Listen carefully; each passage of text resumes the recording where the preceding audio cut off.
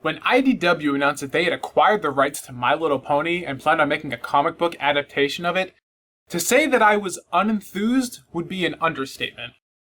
After all, the recently released, at the time, European comic was pretty deplorable, and all the examples of media that we've gotten here in the States hadn't fared any better. Hello, friends. My name is Rarity. My cutie mark is 3 diamonds. I love fashion and anything that sparkles.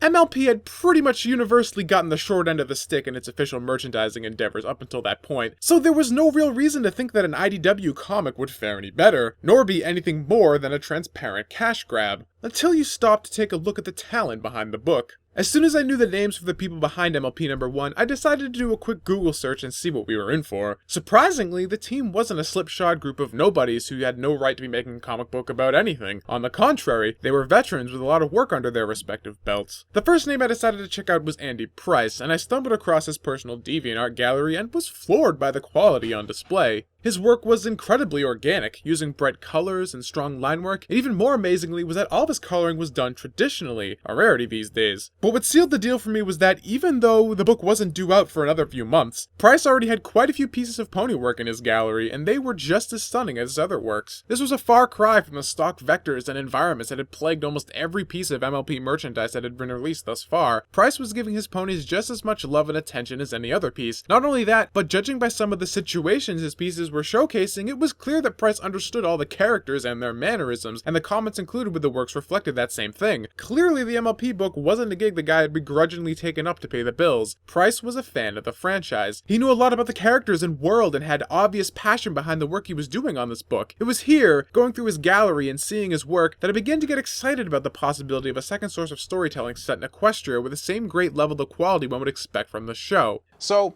imagine my surprise then when the first arc of the My Little Pony comics, issues 1 through 4, do something even better. They surpass it. I'm Tommy Oliver, and this is a review of the first arc of My Little Pony Friendship is Magic, the IDW comic series.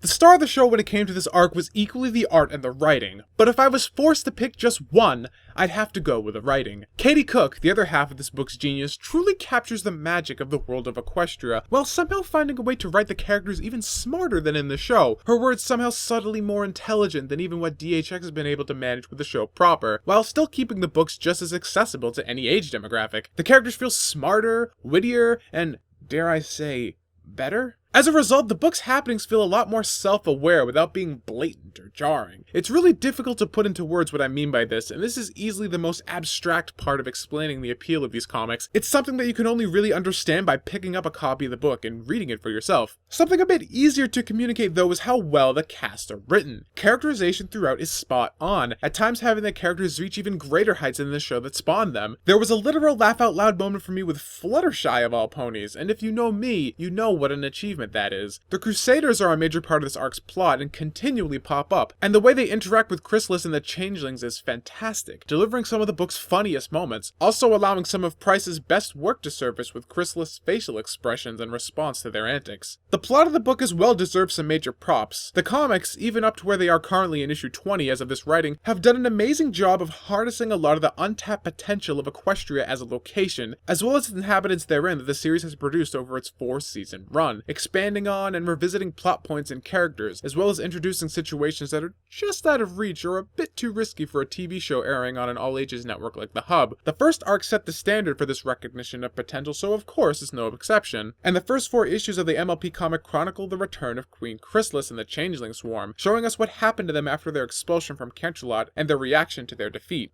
Most of us have written off the characters of the Changelings after the end of the Season 2 finale. After all, the show doesn't really do much in terms of direct continuity, even though the show had left a ton of room for further exploration of these characters. And that's what's great about the comics. It takes this kind of ignored potential that the show kind of leaves hanging around and capitalizes on it. And as one would expect, it was delightful to see.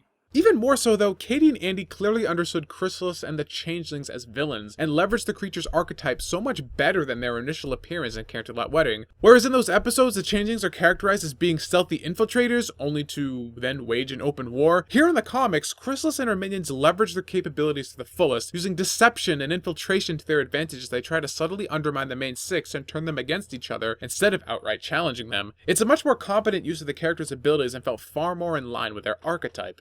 Not everything about the book is perfect, though. There were a few odd missteps here and there. Most notably, in the beginning of the book, the pacing here is a bit rushed, with the entire setup scenario happening at Mach speed compared to the rest of the story. This in and of itself is unfortunate, but these events are merely a catalyst for the bulk of the book, so it's not that damaging. What is a bit more noticeable, and a bit more damaging, is the fact that the device used in this catalyst action is that the main six notice that everyone in town are acting like zombies, with Twilight deducing that they're all changelings in disguise, referencing notes compiled based on their previous encounter with them in Canterlot. Not only did these characters never really interact with any changelings incognito during those events, but the only time they see the changelings in disguise were when they were fighting their doppelgangers or interacting with Chrysalis, disguised as Cadence, who was clearly not acting zombified, and fooled them all for the majority of that story. Add to the fact that later on in these comics, the changelings disguise themselves and mess with the main six, interacting normal and not zombified,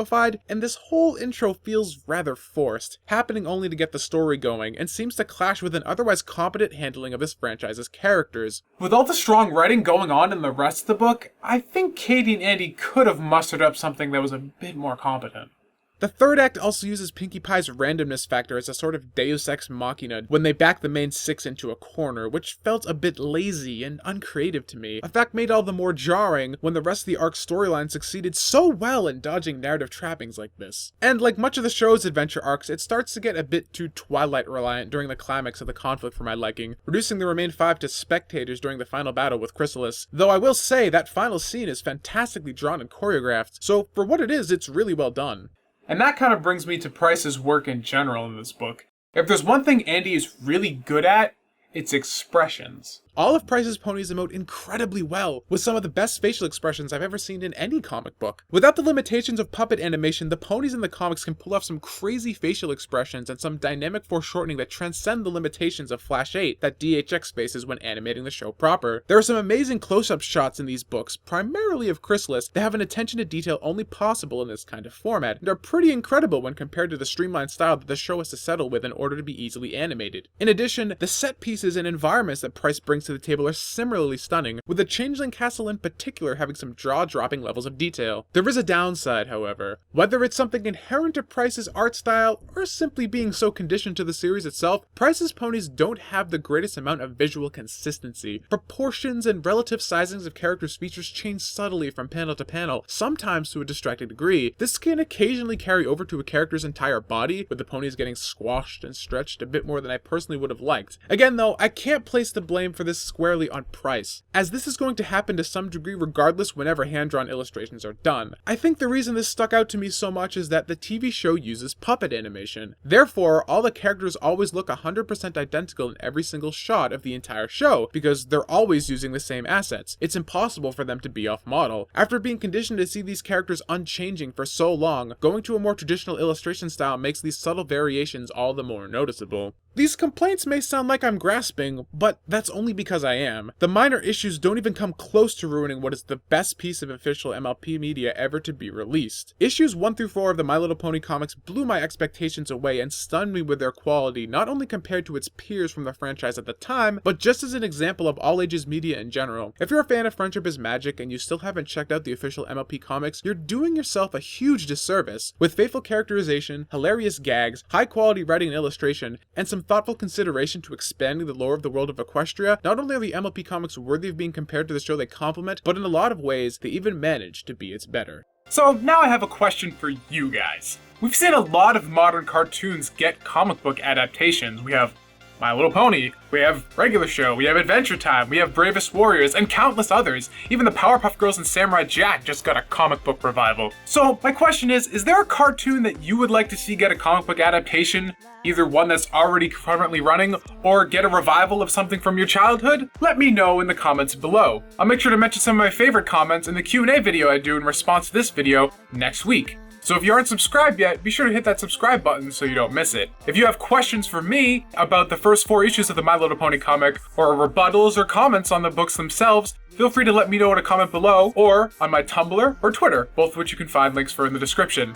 And if you like this video and you want to help keep me fed, please consider supporting me on Patreon. Link to that is also in the description. It gives you access to some extra goodies that you wouldn't otherwise get. Till next time, tell me Oliver, stay curious.